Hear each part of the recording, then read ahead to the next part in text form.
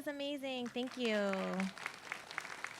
We are now going to transition to our second lightning presentation. We have two presenters I'd like to introduce, Dr. Carrie Waterman and Cheryl Branch.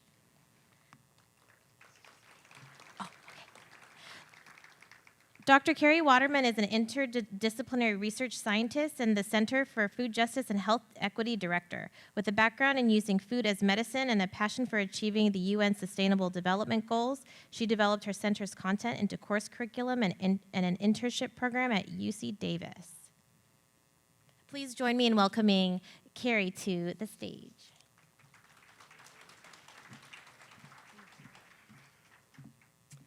Hi, thank you so much. Unfortunately, my partner here in Los Angeles, Cheryl Branch, couldn't join us, and we've had about 40 other people, so please use your imagination that they are all here with me as well.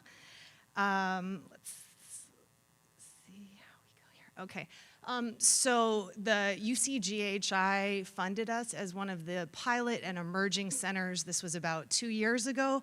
And so I'm just going to be providing a summary of what we've done and where we'd like to go from there. This happened during COVID, so we basically created an online hub and had monthly panelists to come and share their work around concepts of health equity and food justice, really focusing a lot on the first 3 SDGs and bringing in discussions with UC researchers, community activists, and showcasing their work really at the community level and bringing these bridges together with a focus on BIPOC folks to collectively address food justice through community education, outreach, and action. So this is kind of the idea, is that this center would, be a hub for people from the universities, from the communities to come together and really match up who's doing amazing work, who needs funding, and who are the researchers that can support that at the university level. We had about 25 hours of interviews and content with 40 different subjects from about 6 different countries. One call we had someone from Kenya, from Louisiana, and from California, all on the same call. And we're seeing these trends across the globe of what people are dealing with in terms of global health and climate change. And then we developed a website to, have all the videos stored, and we'd like to, really invest in these and getting them down to, 1 or 2 minute chunks, because there's so much insight, but an hour is a lot to watch, but you're welcome to check out any of the interviews. Our aim was to really focus on these different aspects, and then what happened through the course of this is that we developed these into actual curriculum for a first-year seminar at UC Davis, and then also a community engagement and internship program in Sacramento. So Sacramento is the capital of California, but there is no UC school there. So there's an effort from the mayor and the chancellor of UC Davis to really bring those two together, have more UC students influencing policy at the state level as well. So we look at different historical threats and opportunities to viable food systems. We look at historical distribution of Black farmers within the United States. We cover the UN SDGs. We ask students to tie their internships and the organizations they're working with to specific indicators within the SDGs. We watch videos. We get insights from other UC panelists. Connecting climate change to food security as well. And again, really bringing community leaders that don't have, the letters after their name, but have so much to bring, such as Makeda Dredd at the World Beat Center in San Diego, who's gotten NSF grants, and being co-PI on grants because of her community recognition, and that we don't always have to have a PhD after our name to really, create impact in the communities. As things kind of opened up through COVID, we did a lot of in-person meetings as well at Organized Sacramento, the Farm to Fork Festival, and then also down in San Diego at the World Beat Center, where we literally did harvest greens from the farm and then eat them with our forks within the same meeting, and really leveraging these centers that have built trust to come in and have more conversations. And I think what is most exciting moving forward is that a lot of the people that came on, for a 1-month panel then got involved in the courses in the internship program. So for example, the top left, Nelson Hawkins works with UCGHI Farmer Collective in Sacramento, was on our panel, now hosts interns, is part of the California Agricultural Land Equity Task Force. So he was able to bring students to the Capitol where they're going to be putting papers in front of Governor Newsom on what does equity look like in the state of California.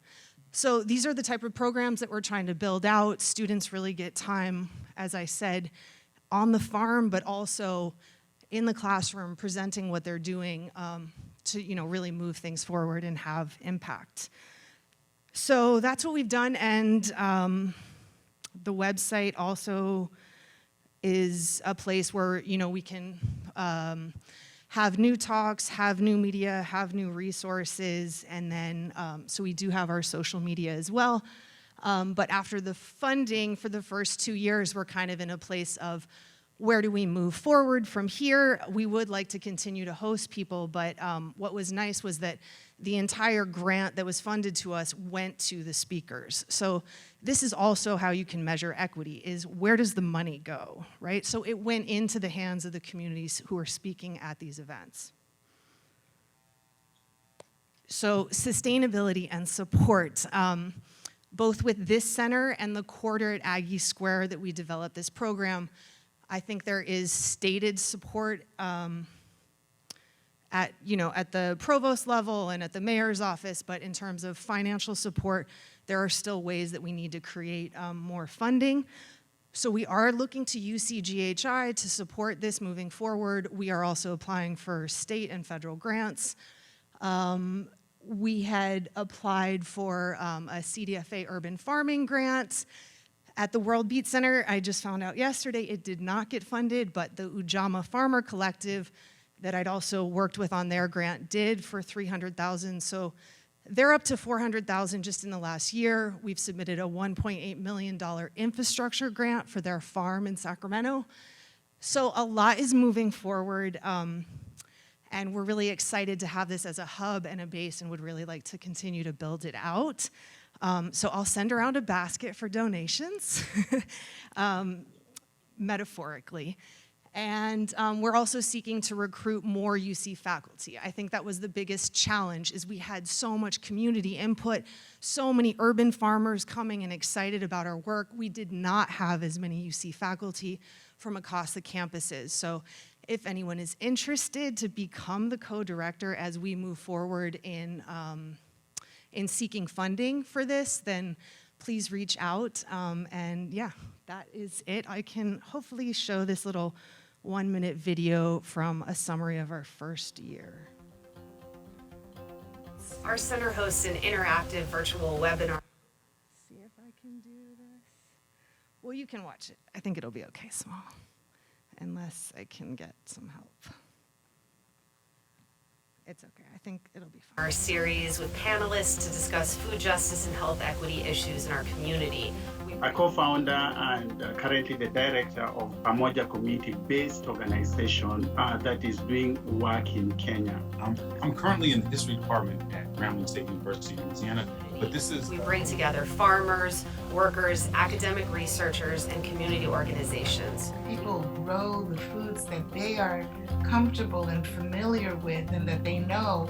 I think being able to grow food, have that food network, participate in that land sovereignty and that food justice is very important to be able to educate our people. How do we make a difference in our areas? So right now we're here representing Mississippi, Tennessee, and Alabama. I got interested in agriculture. I led a group of college students in a community development project in African villages. My name is Edie Piper. I'm the food and wellness manager at Community Care Health Centers. Our work probably is a little more centered on the health equity component of what this group's about. We hope that you'll join us this upcoming year.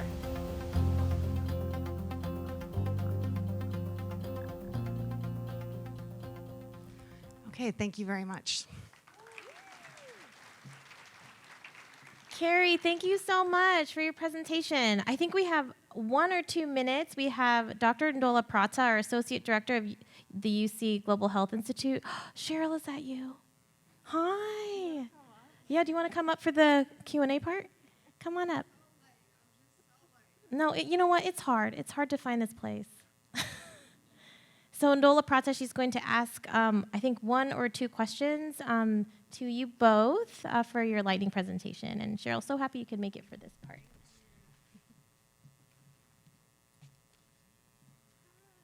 Hi, beautiful. Long time no see. I know. Any questions? You can go. Thank you so much, Carrie, for your presentation.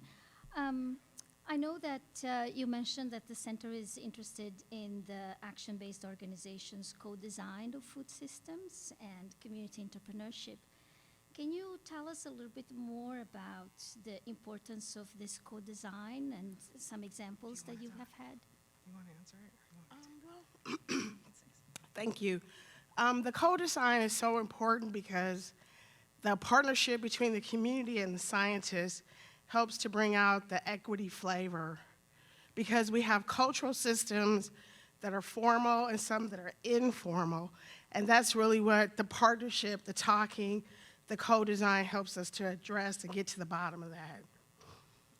Yeah, and I think a nice example is this, I speak again of the World Beat Center in San Diego. Makeda Dredd, who runs it, got an NSF grant with Cornell to look at noise pollution. It's called the Noise Project. And this really outlines the Hermes principles of democratic organizing and puts people, puts her at the same level on the grant as co-PI as the PhDs and MDs at Cornell. And so that's, I think, what we're talking about co-designing, so that, again, there's community input about what are the research questions, what are the needs, and then we design our research around that and work together. Co-designed, co-developed, all together, which makes it challenging, co-argued over all of those other things. It's always hard to figure out how to include those voices that you're not used to including. And we struggle with that too, always listening for what's missing, who do we forget. I have to remind myself all the time, just even in regular conversation, am I using equity language?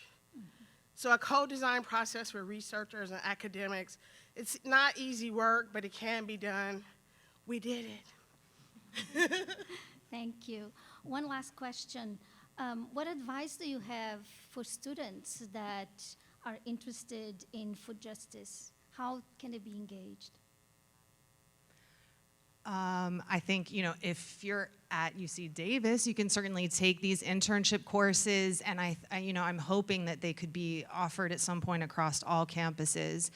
I think that, getting involved or volunteering at an organization is, you just get that hands-on. It's like doing your residency, I'm sure, as a medical student.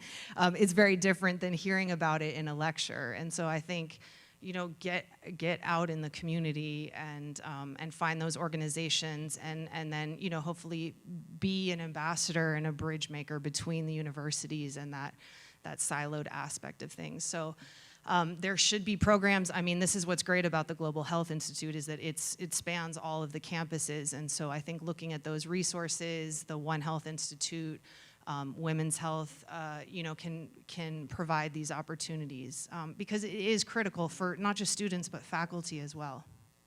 I think you also have to have academic partners that want to share.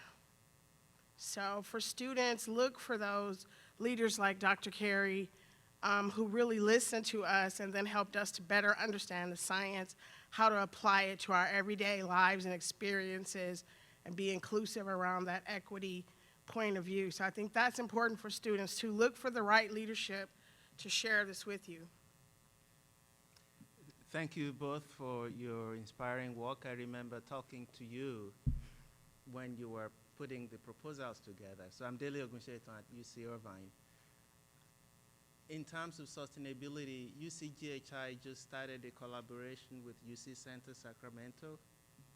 And this week, they're actually interviewing candidates for the next director of that center. So there's an opportunity to link not just to UC Davis, but to UC Santa Sacramento, because I think this is exactly the kind of programs that bring students from all the campuses to Sacramento while they take courses that are open to cross-campus enrollment. So I will recommend that at least some of those courses that you have, there's a home for them at UCCS. So please let me know if I can help broker that relationship. Great, thank you.